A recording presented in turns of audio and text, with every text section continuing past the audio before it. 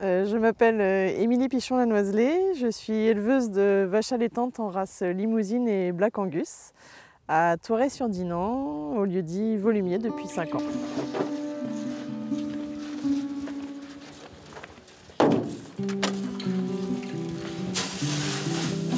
Alors Émilie, dans quel esprit vous travaillez? Tout est produit ici? Oui, en fait sur la ferme on est en autonomie alimentaire. Donc on est sur une alimentation qui est principalement basée sur l'herbe. Et donc les animaux pâturent la majorité de l'année. Les animaux en croissance ou à l'engraissement vont avoir une complémentation en céréales et protéagineux qui sont aussi produits sur la ferme. Je regarde juste, il me manque Chouchou là. Ah, elle est là. Salut ma belle. C'était isolé pour mettre bas. Donc là on l'a un peu dérangé.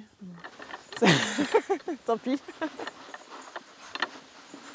Là, à côté de nous, Émilie, on a l'exemple de tout votre cheptel là. C'est ça. On a les rousses qui sont les limousines et les noires qui sont les angus. Bon, lui, c'est une bête croisée, mais voilà. Normalement, on reste en pure race. C'est des races qui sont destinées à quoi? Il y a du lait, il y a de la viande? Non, ce sont 2 races à viande avec des caractéristiques un peu différentes. C'est-à-dire que sur la limousine, on va vraiment être sur de la tendreté. Et sur l'angus, on va vraiment être sur du persillé.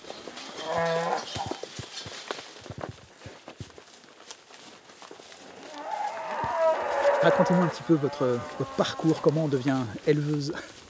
Alors là, c'est un parcours un peu particulier parce qu'il y a eu une reconversion professionnelle. Au départ, j'étais kiné pendant 10 ans.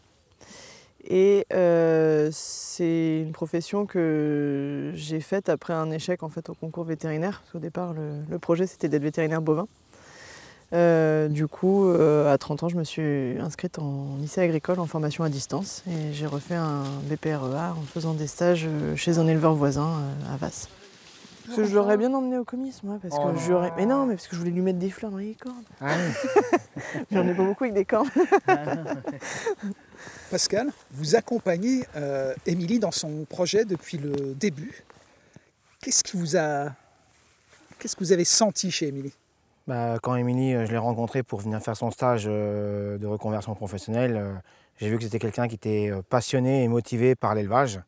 C'est un sacré pari quand on se lance aujourd'hui dans l'élevage. Ah oui, c'est un métier qui est prenant, qui prend beaucoup d'heures et surtout où est-ce qu'on a beaucoup de casquettes.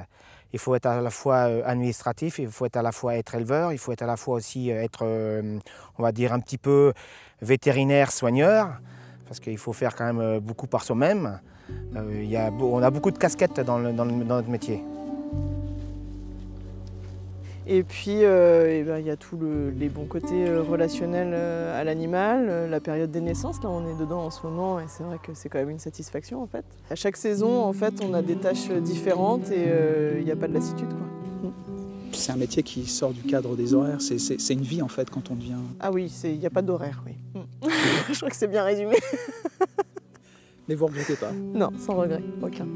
Merci beaucoup Émilie pour avoir Merci partagé votre expérience. Quant à nous, je vous dis à bientôt pour de nouvelles rencontres avec les gens d'ici.